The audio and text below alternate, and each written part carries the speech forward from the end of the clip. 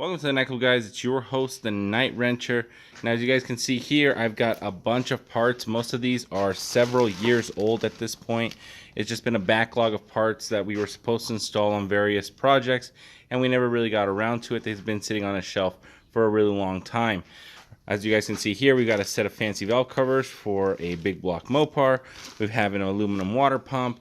We have a timing controller. We have a billet distributor. We also have a gasket kit right here and a set of heads from 440 Source. The plan right now is to actually disassemble the entire motor, break it down to the bare block. We're going to leave the cam in it. We're going to leave the lifters in it. And we're only going to be swapping out the head gaskets. We're going to install the new heads. We're going to clean up the intake manifold, and we're going to tidy everything up and get it back assembled. Overall, removing the heads isn't too difficult. The intake manifold was off within like 5 to 10 minutes.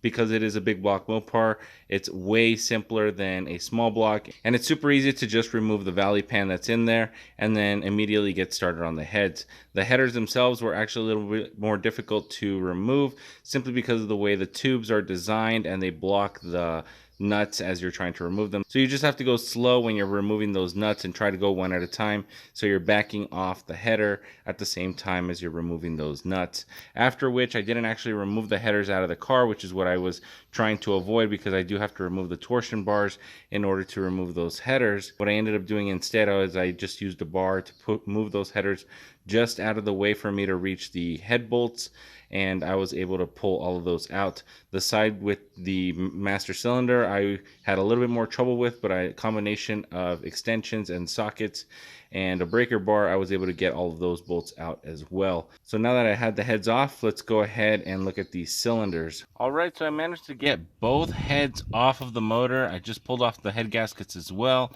and it looks like the motor was actually in pretty good shape.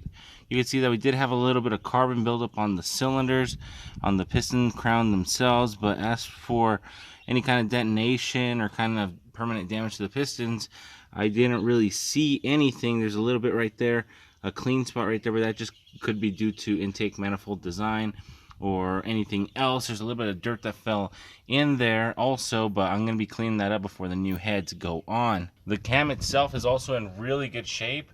I just checked all the lobes and they all look really good. None of the lifters seem to be spinning in their place. And I did remove all of the push rods prior to removing the heads.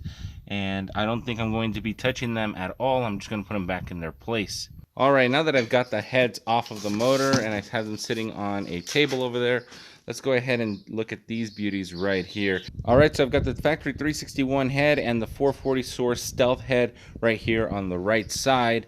I went ahead and looked through both of them and I found some interesting things. On the 361, as you guys can see, it was an older design closed chamber head, as well as the new 440 Source head is also a closed chamber head, but the chamber on the 361 head seems to be a little bit smaller than the one on the 440 Source head. As you guys can see, this quench area only goes up to about right here, whereas this one goes all the way back to here. I have this line that I scribed that showing where the old 440 Source casting stops and where this thing stops. So you can see that there's a nice flat spot here, and this ends up being a higher compression head than this one does. I did check the depth, and the 361 heads were also shallower than the 440 Source heads. So if we're looking at compression only, we're going to have a higher compression with the 361 heads. We actually bought an entire gasket set like a really long time ago, so this box is several years old, but it comes with everything to reseal the entire motor. We actually have a set of head gaskets here on the bottom, and they're just standard Felpro MLS head gaskets, and the only thing I need to purchase is a valley pan gasket, or I might be able to reuse a stock one. Alright, so I'm mocking everything up, and we do have a couple of issues. The first one is actually pretty easy to solve. So because I have long tube headers already in the engine bay, the only way I'm going to be able to bolt these onto the heads is by the use of studs, just like the old heads were. So what I did was I was able to salvage the majority of the studs from the other heads, and I was able to get one complete head full of studs, but now I need another head. Some of the studs were pretty worn out, or some of the threads were stripped. This one right here, I was able to save all 6 of these, and these are the only ones that I have left. I'm going to need to find somewhere to get 6 more studs. Hopefully the hardware store has them. If not, I'm going to have to order them online. The second thing is, because the 440 source heads use a different type of spark plug, I got to go ahead and order a set. Probably just go to the auto parts store and pick up a set of spark plugs. I got to find out exactly which spark plugs those have to be so they match the thread.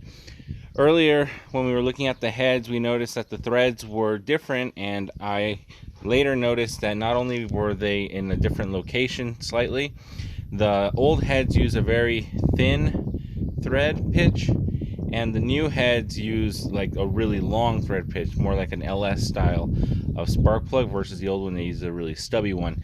So I'm going to need to pick up a set of spark plugs and a set of studs. The next thing is I have to go and steal rocker shafts off of a 440 that I have in storage. I need to go and install the entire assembly because none of the 361 stuff is compatible with the newer 440 stuff. So I need to get 440 stuff for the rocker shafts as well. The next thing is that I actually have to order a couple more things because I didn't realize that these heads, because they are countersunk into the head, will require different head bolts. I was planning to reuse the stock head bolts.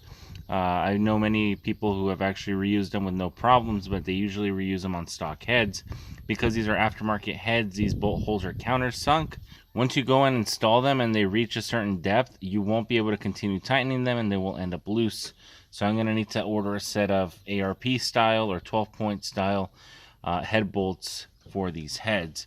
So that's another thing on the list that I'm going to have to order. So hopefully by the next episode I should have everything here with me and I should be able to finish installing everything. But for now we just have to put everything on pause. So I'll see you guys all in the next one. Night Wrencher out.